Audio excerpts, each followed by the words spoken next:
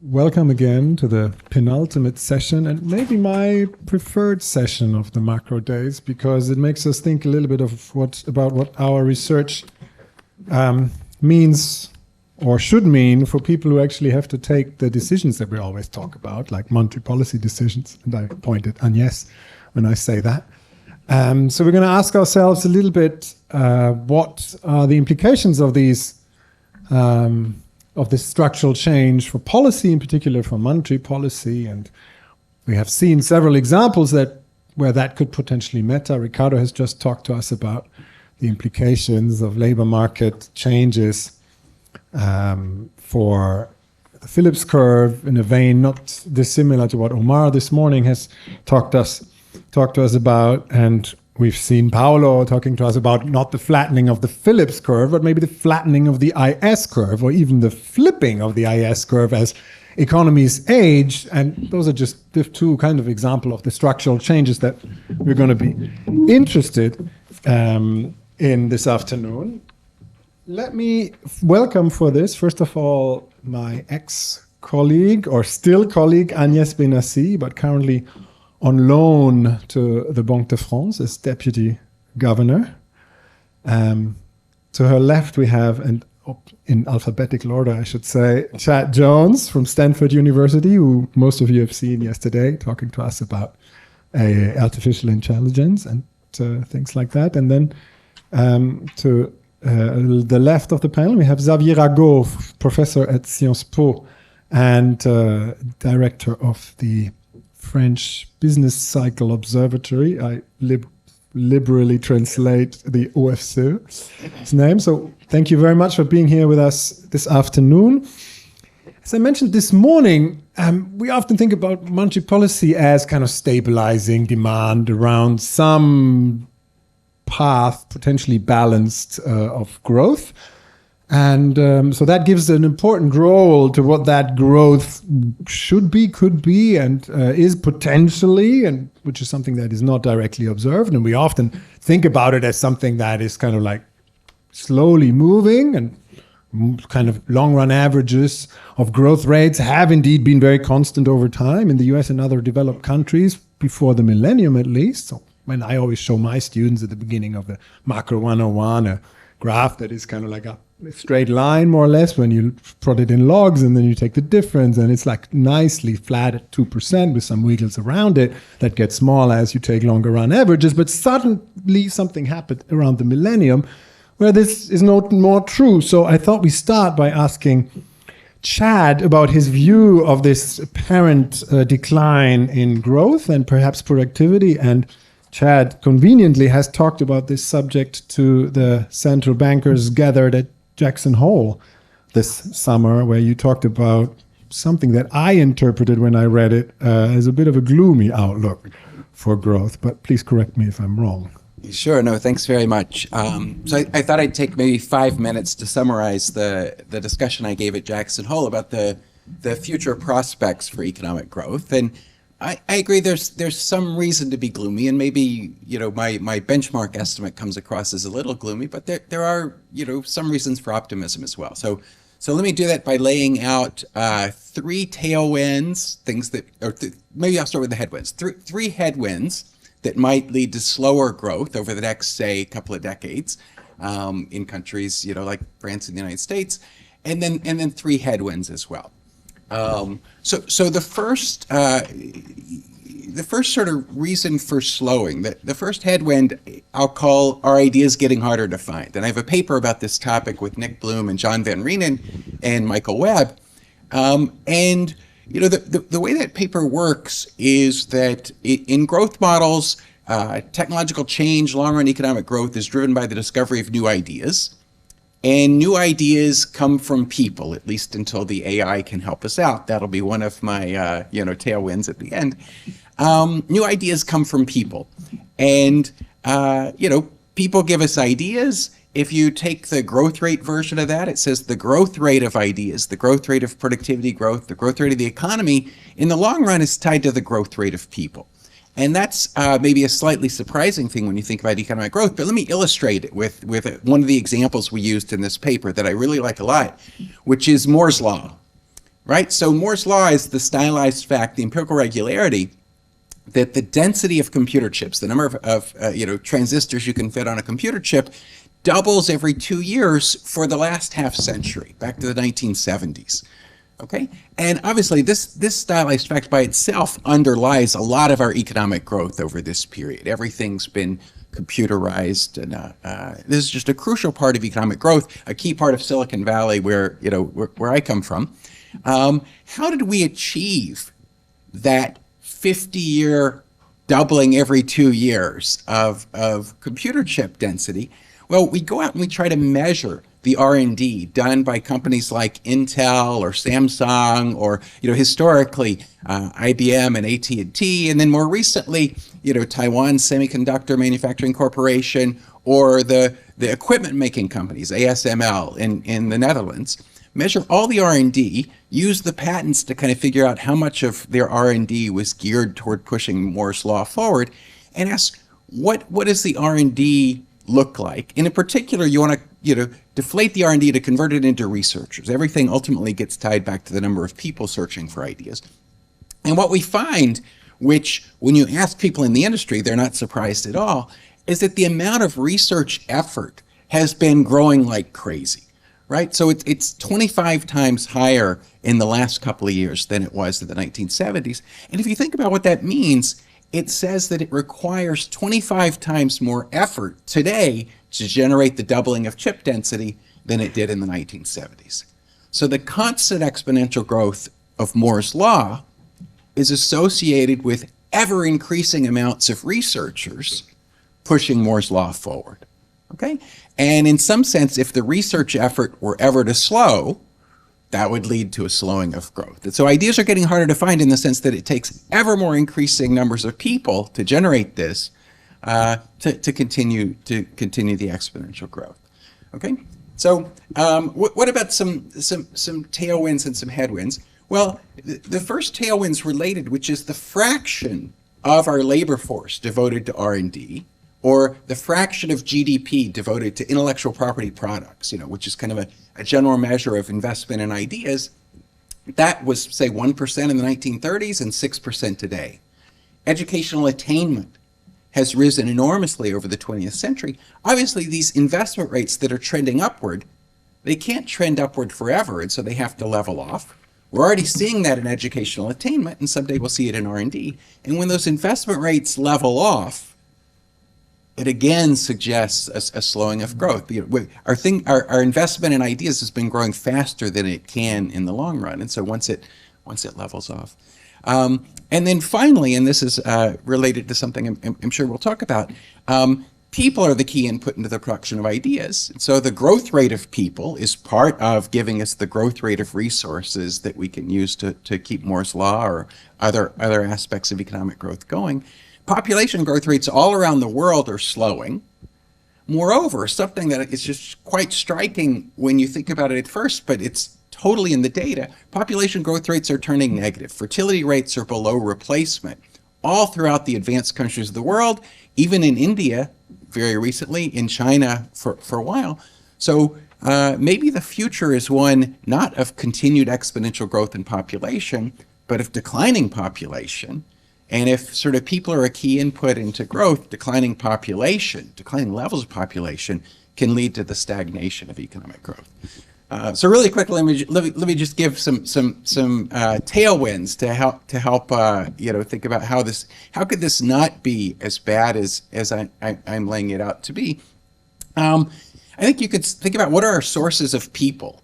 And one of the key sources of people where we could, continue inventive effort is the rise of China and India, right? The emergence of these countries that 30, 40 years ago were so poor they couldn't push the frontier forward, but now are rich enough that you're seeing inventive effort push frontiers forward in lots of important industries. So drone industries, AI, other areas. So the global political economy really influences this. So we want to all get along so that we can all push the idea frontier forward, and ideas are infinitely usable. So invented anywhere, they can diffuse, and we can all benefit them from. So the rise of China and India, I think, is a reason for optimism.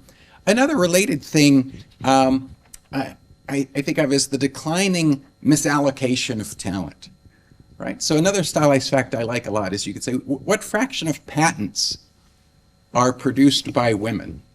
And in the 1970s, this was around 3% of all patents. And even today, it's fewer than 20% of all patents. But you look at the latest Nobel Prize for the COVID vaccine to Catalin Carrico or Jennifer Doudna and CRISPR a couple of years ago, there are lots of incredibly talented people we can draw on that we haven't drawn on historically to help push these idea frontiers forward. That's another reason for optimism. And then finally, the one that I talked about last night, AI. If we can invent machines that can help us invent ideas, then maybe we're on a better path. Thank you, Jan. That gives us a lot of food for thought already. You talked about the falling growth rates and the aging economies and fall in fertility. Let me turn to Agnès at this point to more initially, perhaps generally, ask you for your thoughts, what you think about this. You were kind of your work was more related directly to growth in France until some months ago, when you were still chief economist as the French Treasury and more concerned perhaps with the structural questions of the French economy. But also, obviously, what do you think does this mean for monetary policy, the fact that growth is slowing and perhaps becoming less certain? Thank you, Tobias. Thanks for the invitation. I'm happy to be here at PSE. So I happened actually to attend your presentation at Jackson Hole. And so since I didn't have the occasion to, the opportunity to ask questions, I'm going to ask them now. So I think it's very interesting presentation, very clear. The statement, so the question I wanted to ask is that you have this argument that ideas are proportional to people, the number of people, and with demographic slowing down, then there is a headwind. So I wanted to ask you how you position this argument with the recent paper by Thomas Philippon about additive growth and the idea that TFP actually is a linear process, not a multiplicative one. So there is an increment per time, which is fixed, whereas we think about TFP as a relative increase, so a growth rate, a constant growth rate.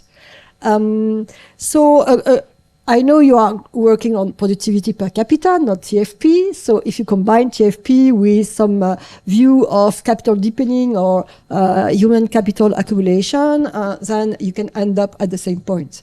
And in what you just said, in fact, if I'm not misunderstanding, it's more that ideas are proportional to educated people. So there is the idea of accumulation of human capital, but as you said, it cannot go forever. So how do you fit in these different stories? Now, in Jackson Hole, I was really struck by the fact that climate was almost nowhere, although the whole meeting was about structural change. It was only Christine Lagarde that raised this issue in her speech. And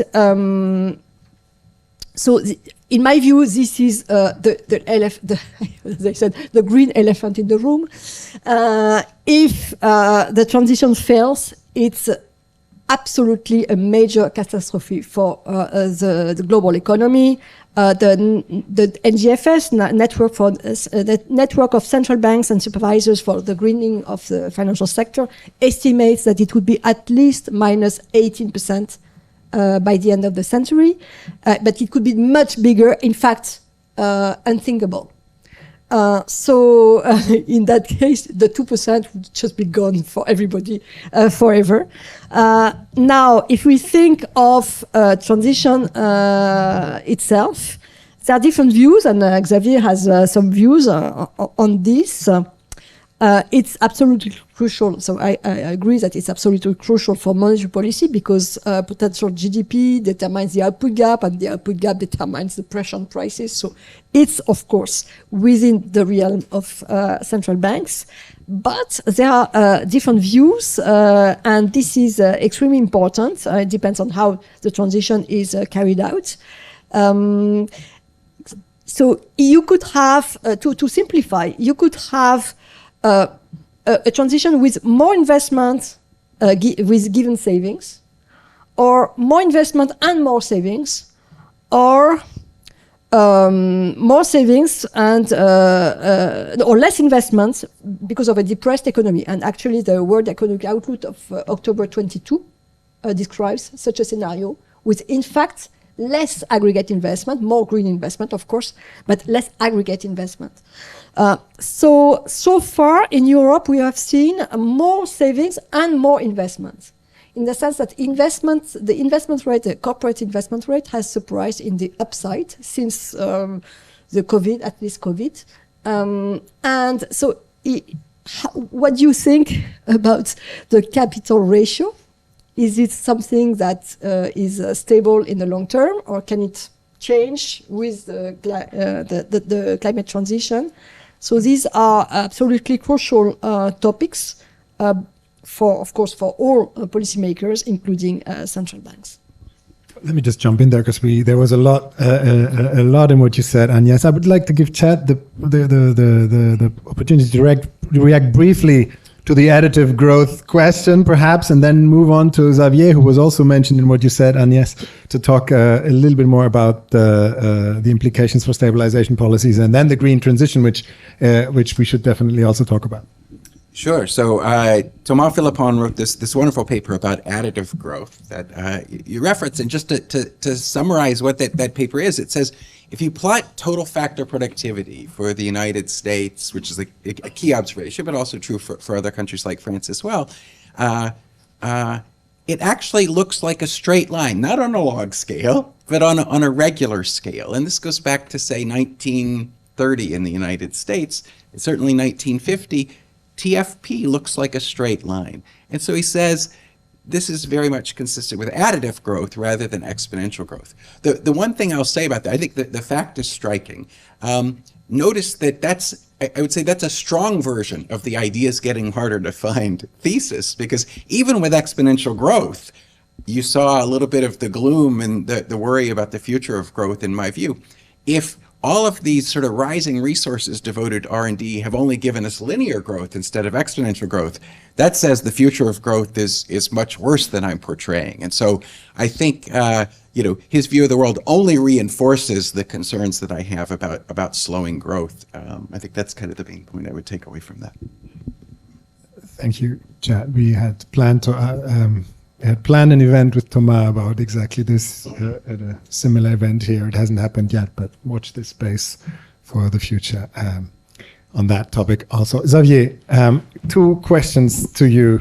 First of all, the role of slowing growth for stabilization policies. And I'm very happy for you to take either your hat as an academic or your hat as a think tank director.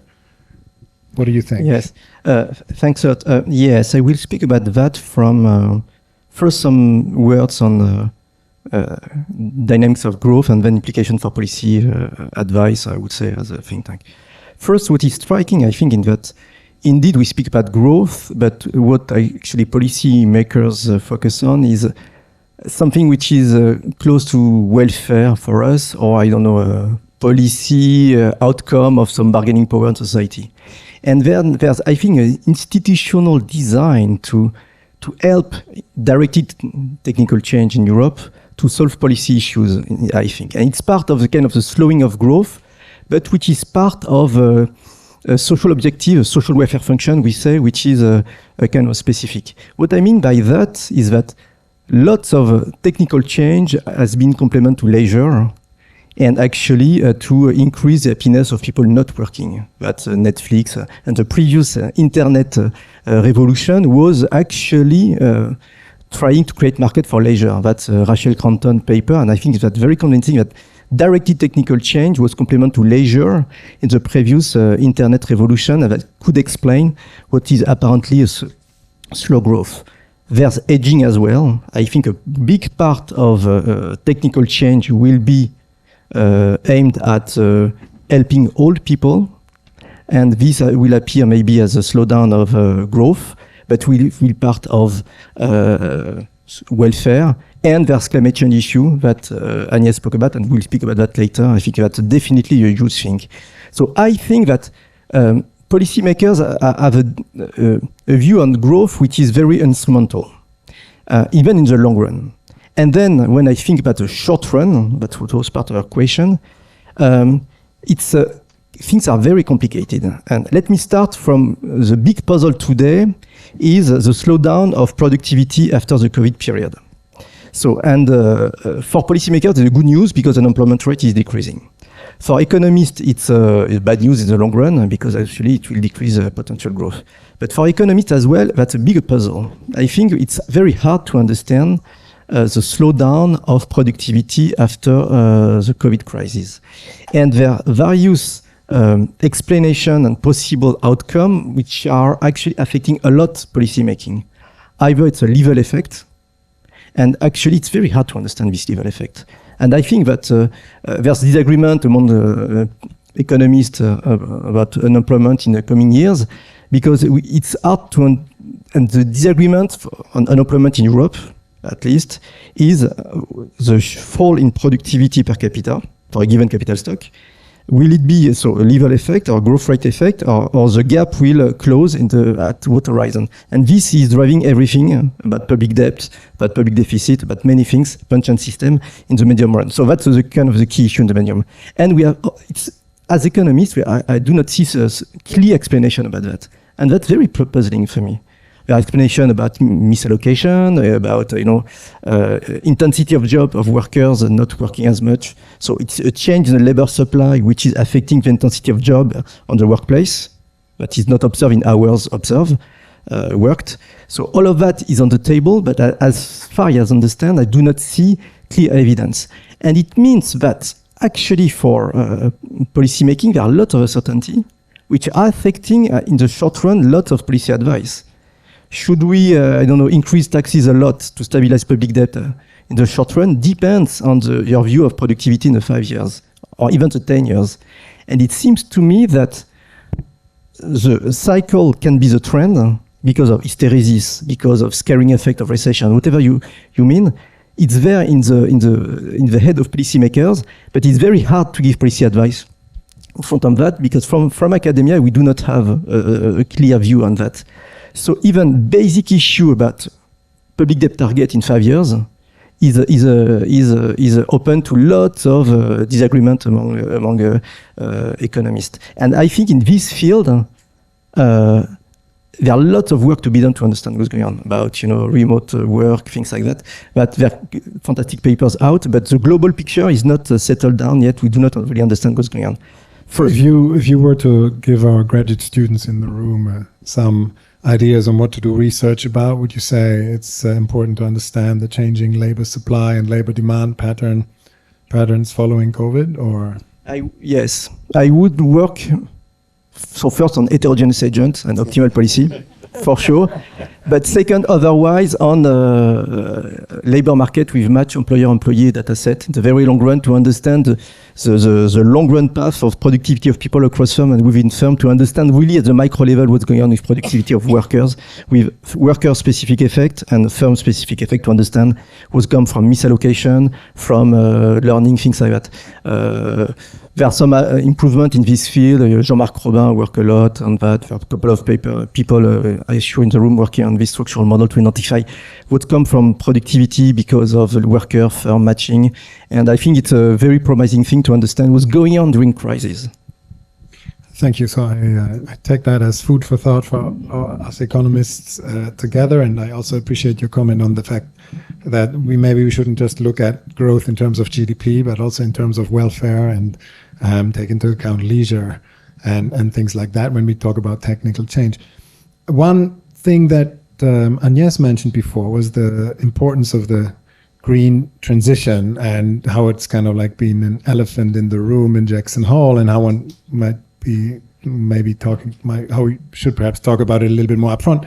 Also in this context, a question to Xavier again.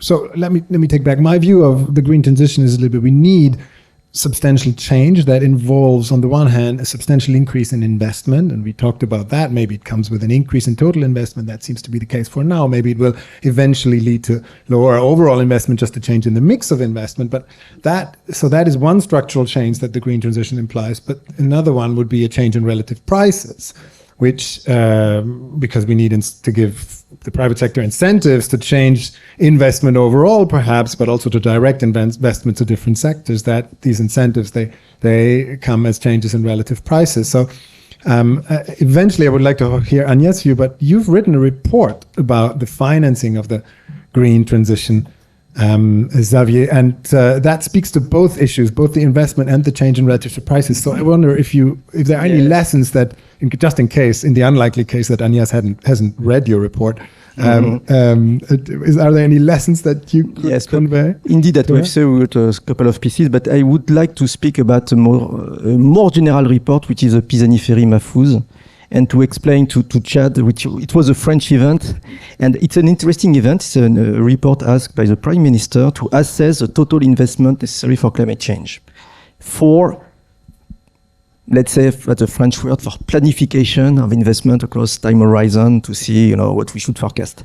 And this report was kind of an event in France, and I think even in Europe, it was a kind of a important step for all countries, which was coordination of all public administration in all those clever civil servants and business entrepreneur as well, to assess what is necessary for transportation, for housing, for maybe aging, for the effect of productivity, of increase in temperature, things like that. And to have a overall assessment on productivity and the amount necessary for investment. The amount for investment was 1.5 points of GDP for public investment in France. And total investment, public and private, was roughly, let's say, 3 points of GDP of additional investment net from the decreased investment from brown industry, decrease in oil, gas, things like that. So 3 additional points of investment for the economy and 1.5 or 1 for the state. The one for the state is submitted to debate, either it's regulation or taxes or implementation or public investment. You can play with a private-public mix of investment. It's almost a margin that you can play with. But in any case, you need 3 additional points of investment. It means that we must twist the GDP at the end of the day by decreasing consumption by 3%, investment by 3%. Because we will not increase GDP, because the goal of all of that is to avoid an increased GDP, which would imply increase in emission. So there will be a tiny maybe increase of GDP because of direct technical change in some new technologies, things like that. But if you factor in that, there's 2 points of GDP that must go from consumption to investment. So that's, and today everybody complains about purchasing power of wage, things like that. And then 2 points of GDP, it's a lot to move across a type of agents. So you will do that with a lot of taxes, maybe public debt, maybe regulation, but this will have, in the transition next 10 years, a big effect, if it's implemented, on allocation of factors, allocation and talent, and it will decrease productivity when you have such a big structural change. There will be endogenous, technical change that we see in solar energy. So when you factor in what is likely, I think, but it's part of the debate, it will be decrease in productivity in the next 10 years. So the political economy of that is a first order thing and will affect productivity at least in 10 years. My view of the debate is that this should be financed by taxes and not by public debt. I think, and this, I think it's too easy to say we increase public debt and it would be, next period taxes. I think it would be a very bad policy advice because we have a problem of many other problems that should be financed by public debt. This one should be paid by current generation to finance investment for the current and next generation. But that's part of the tough political debate because policymakers, they want to finance it with public debt because it's kind of easier. And I stop there. I will let others speak about monetary implication. If there's a decrease in productivity over the next 10 years, and the relative price effect will probably have an increase in average price level compared with sticky price that will affect monetary policy, but I think Agnès will argue against this point. Yes, let's. I would also like to hear Agnès' view about what the implications are for the monetary management of those big changes that Xavier has talked about, and then maybe Chad can comment on the heads and tailwinds of the green transition after that. So if I can start with what Xavier just said, I was part of this group coordinated by Jean-Pierre Bénassy-Quéré and Selma Mahfouz, and but the report, the head report is their report, and that there are specific reports by some people, including some people here. I think so. It was very good in the sense that it puts orders of magnitude, and Xavier gave some of them.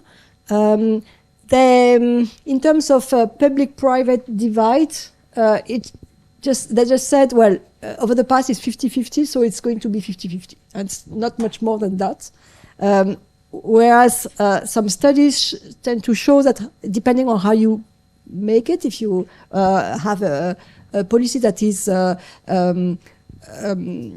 structured around carbon pricing, obviously you have more private funding than if you have a policy that is structured around subsidization. So here, I would not give a number. And also, one thing that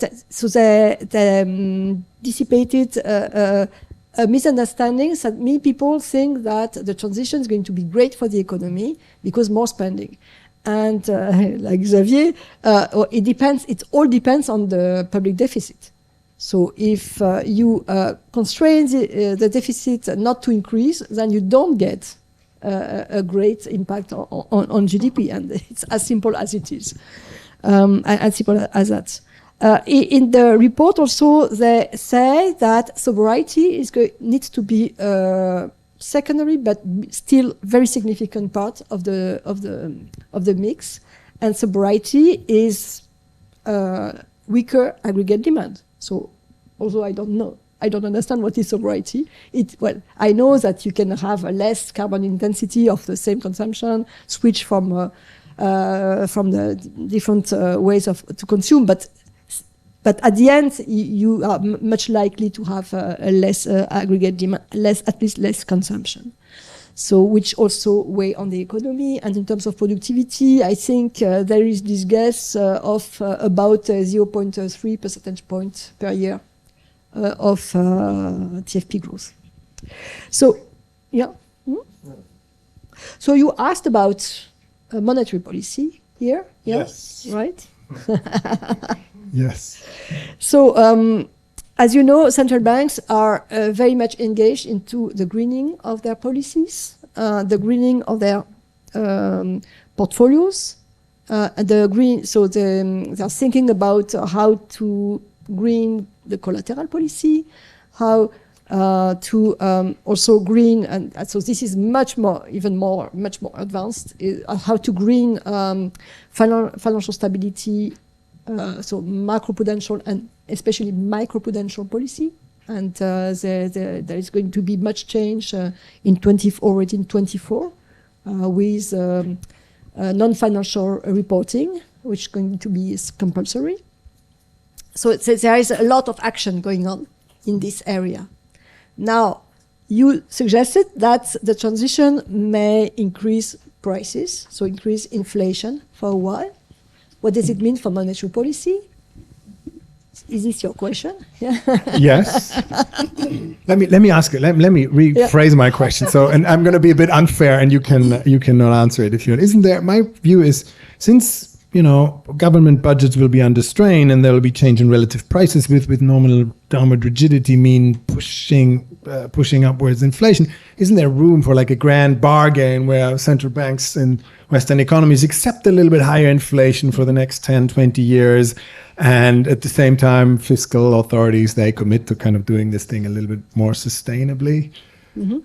Okay, so I've written a piece about the impact of inflation on public finance, and I think Xavier will agree that over the medium term, inflation is neutral for public finance because everything is indexed, and except if you have a difference between the growth rate of the consumer price index and the growth rate of the GDP deflator, which is unlikely to be a gap forever. It can be during a while, and we experienced that recently, but it cannot continue continuously be different. So, to the extent that more inflation doesn't help public finance, then the way you put it, a quid pro quo with more deficit and more inflation, it doesn't work, in fact. It doesn't work because inflation is not going to help the government. But it could at least accommodate a period of turbulence in relative prices, which... Okay, so this is the only, I think the only valid argument for more inflation is this issue of adjustment of relative prices. But this is the very reason why we have a 2% inflation target, not 0% or 1%. So I've not seen, maybe you have in mind some research showing that 2% is not enough for relative price adjustments we are thinking about. But in my view, the transition is mostly within sector adjustments, not between sector adjustments. So maybe not requiring such large relative price adjustments. It's more diffuse intra-industry thing. Now, and the last point is the point about the strategy. If you announce high inflation today, and then what's going to happen? Immediately interest rate go up. And to the extent that inflation rate doesn't increase immediately, you have a higher real interest rate and less investment, in fact. So you are acting against the transition. And on top of that, this has been documented by research, if you have high inflation, you have also higher uncertainty because relative price move more, than more uncertainty about lags in indexation, for instance. Hence, you have less. So this uncertainty, and there is some recent research about the very large impact of uncertainty on these investments and the pace of the transition. I think all policymakers today are realizing that in order to reduce the cost of the transition, what is really key is to reduce the uncertainty. So there's a political uncertainty. This is a big problem we have. But also, so I think what the Commission has done with this Fit for 55 package is to reduce the uncertainty with, for instance, a date where thermic cars can no longer be sold in Europe. We know it's 35, so this gives time to adjust and reduces this uncertainty. If you change that after 5 years, that's it is going to be much more costly. So, so I think everybody needs to reduce, within the mandate of each one, to reduce the uncertainty. And the way central banks can contribute to that is to reduce the uncertainty on prices, hence to stick to the 2% target. Thank you, Agnès. I wanted to give Chad the chance to comment on what Xavier said about the declining productivity from the green transition, or could the green transition be a chance to kick boost growth through the discovery of new ideas? Yeah, I'll certainly give my perspective. I haven't done research on this topic, but I think it's incredibly important. And so it's something that a lot of other people have been researching in the last decade. And I would say in the last decade, I think that the news has been good rather than bad, maybe starting from a low point. But you look at what's happened to the price of solar panels, for example, the adoption of solar energy. And, you know, Moore's law drives those prices down, but they've fallen even faster than anyone ever thought. Even the most optimistic people were drawing lines, and prices have fallen even faster than that. Or you look at nuclear power and the new technologies, even with nuclear fission and then nuclear fusion. So looking at these things, I think a big part of the solution to climate change problems is going to be the discovery of new ideas, new technologies, and we're seeing that happen now. So I think, making sure we let that continue, I think it baffles me and probably every other economist why we don't have a carbon tax. That seems like a no-brainer thing. But even without that, you're seeing these technological changes happen. So I think my first point would just be, there's good news relatively to what we thought a decade ago on that front. The second thing that I've seen written about there've been a lot of papers by macroeconomists, growth economists, and other people looking forward to sort of estimate the effects of climate change on GDP over the next 50 or 100 years. So, Esteban Rossi-Hansberg has a paper. I think Per Crusell and other people have a paper. My colleague Pete Clino has a paper with Ishan Nath and Valerie Ramey just recently. And there are two things I take away from those studies, maybe three things even. The first thing is that the point estimates for GDP in the United States and Europe in the year 2100 are as often positive as they are negative, right? Which, is striking and surprising. So that's the first point. The second point is the confidence intervals around that, which aren't usually reported. Usually they show you a graph of the world and they color code things, and it looks pretty good, surprisingly good for Northern Europe and the United States. The confidence intervals are enormously wide. When you're trying to forecast something that happens, 75 years from now, you're not very good at it. And so I think keep in mind the confidence intervals. I think the point estimates are kind of highly misleading. And the other thing that I think is probably very important is even the point estimates are very bad for many of the poorest countries of the world. Places close to the equator that are already warm could become unlivable. And we talked about the value of life a little bit yesterday. I think when you look not just at the GDP consequences, but the effects on lost lives and things in the poorest parts of the world, it's potentially a tragic problem, even though if for the United States and Europe, it's not as big a deal, maybe, depending on the confidence intervals, as we thought. But at the end of the day, when I look at this, I think technological change really is the answer. And lots of different kinds of technological change. We need them. Carbon tax would help. Broad subsidies for research are probably called for as well, but that's how you do that certainly matters. The details matter. And you don't think we have to throw in a bit of degrowth? I think it's the opposite of that. I think, the discovery of a new idea, it would be, we would direct our innovation probably more toward climate change issues, toward energy issues, and therefore away from creating consumption goods. So relative to what we could have created on the consumption margin, it would be lower consumption. But degrowth, I think, is the wrong way to think about all these problems.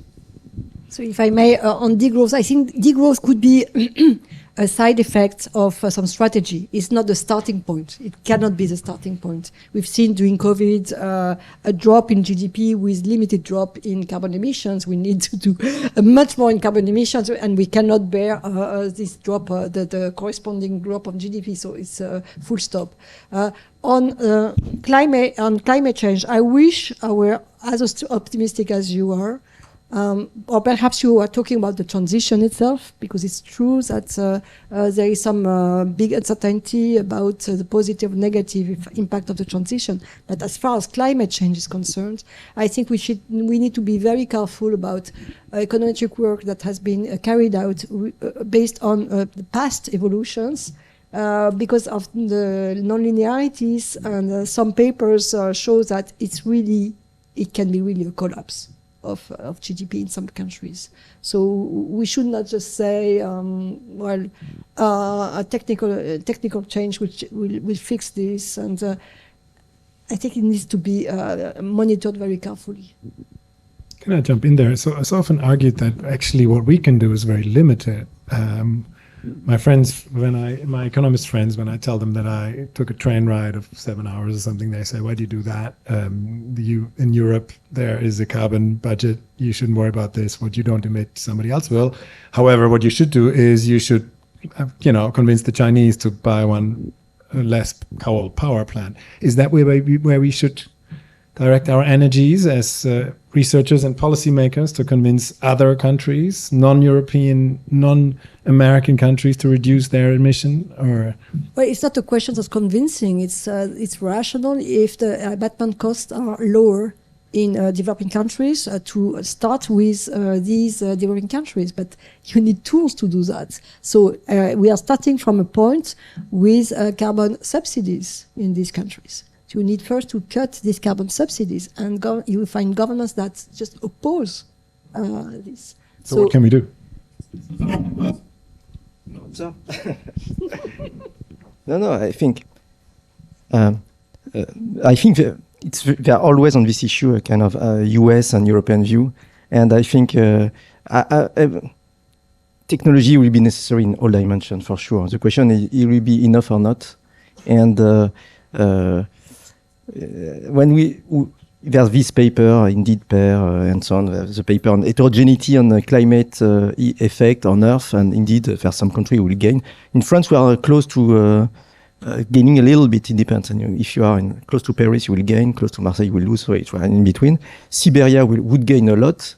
So if we are able to move human people towards Siberia, it will increase a lot of welfare and economic activity. But we are the cause of the problem. I think we must. My feeling on that, working and we're just creating a new department at OFCE, working on that, creating data, things like that. It's a political economy issue. You know, now in the US, the choice with IRA was to invest in technology, and the choice today is to make some agreement to produce more oil in the very short run after what's going on. So the production of oil will increase since past week to cover some geopolitical costs. Let me just stop there. So in the very short run, all the political economy is against a strong coordinated action toward reducing emission of CO2 at the world level.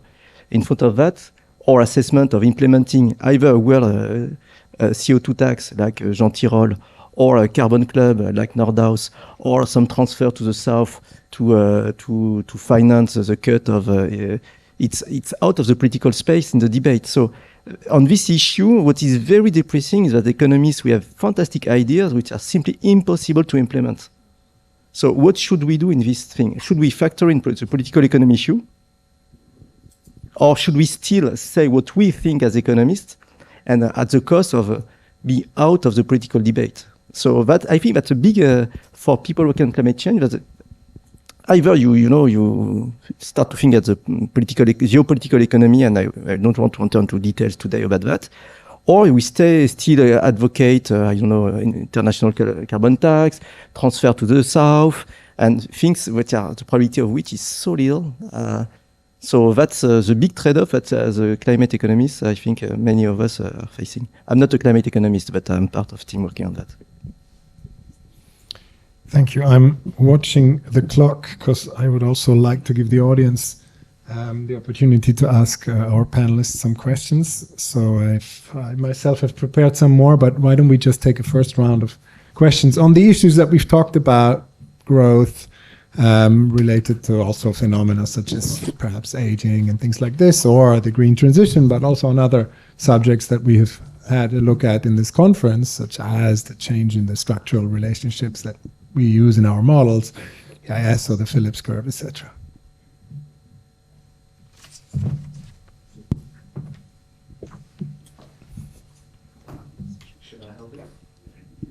Yeah, thank you for that very interesting talk. So my question is about the so-called greening of central bank balance sheets and financial stability and all of that.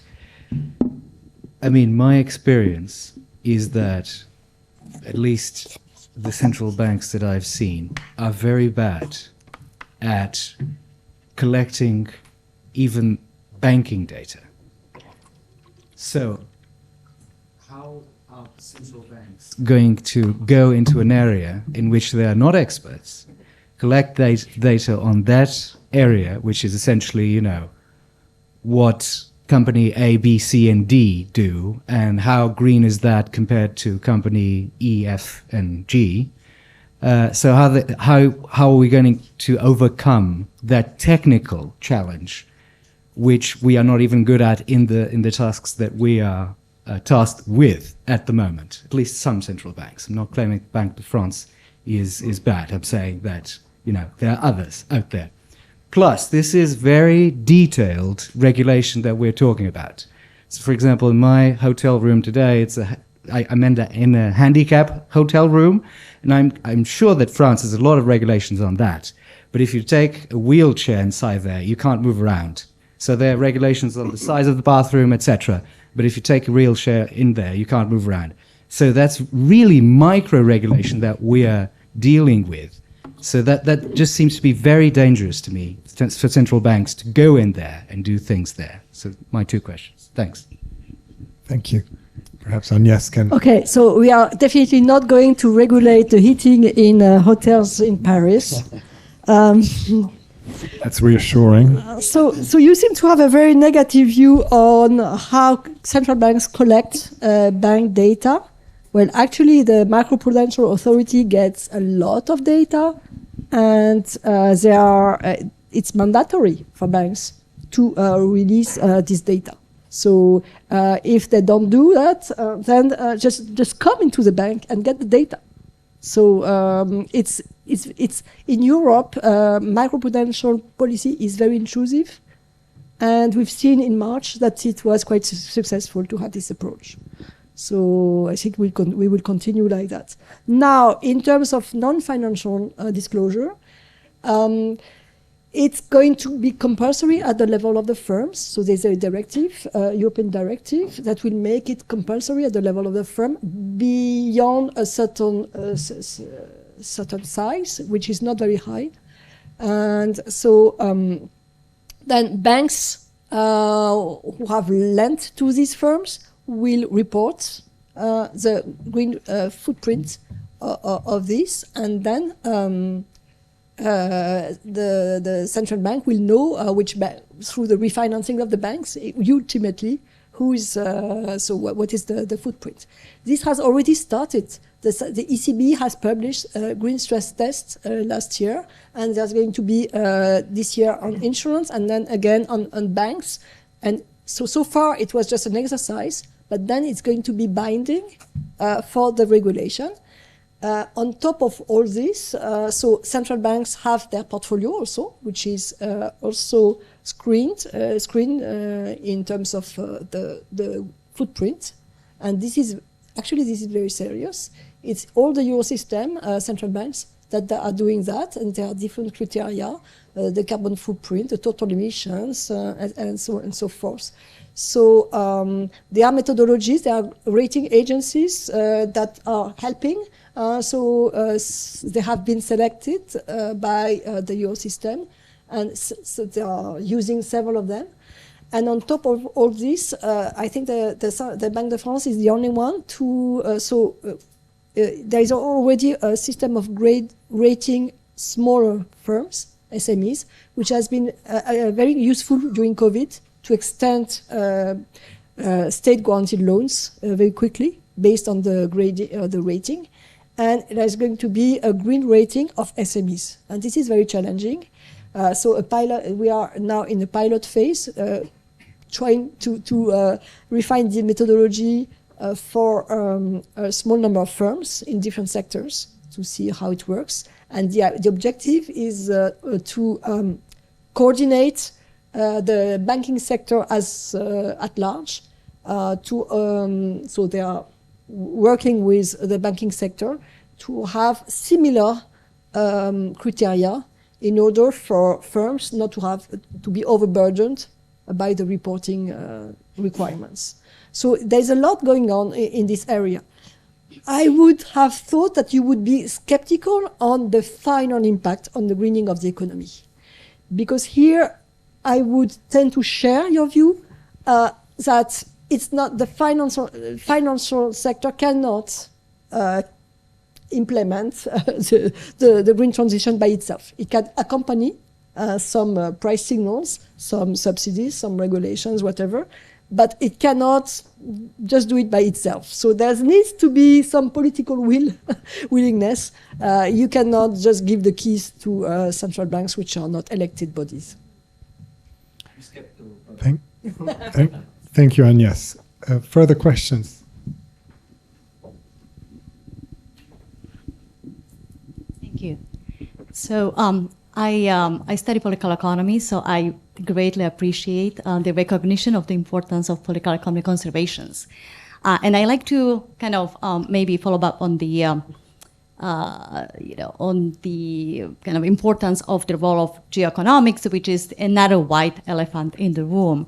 And particularly given, going back to Chad's comments about changing global political economy, the rise of China and India, which can be positive factor for global growth. But the assumption here is that ideas will spread freely, which may be a very strong assumption in the era of geoeconomics, geopolitics. So I would appreciate your comments on this issue. Thank you. Maybe I'll just say a few words. It was a very sad day for me in my economics career when I realized how important political economy is, because I feel like that's something that economists in general are far from being experts on. But every problem we have in economics, if you keep asking why, eventually the answer comes down to political economy. So I do agree it's incredibly important. I think the ideas flowing, I think they really want to flow no matter what. I think it's very hard to stop them flowing eventually. So on that front, I'm kind of optimistic. It would be more on the direction of technological change. I mean, I think in a world where China and the West are all on the same page, that seemed like the world we were heading toward, 20 years ago, where, let's create a bunch of ideas, let's share them, let's all get rich together, and let's not fight any more wars. That's kind of the good scenario. The scenario that seems increasingly true now. And I guess, the history of the world is Pollyannas like me thinking, the wars are all behind us, and then they never are. But it does seem that they never are view of the world, China versus Taiwan, things we're seeing just in the news every day now.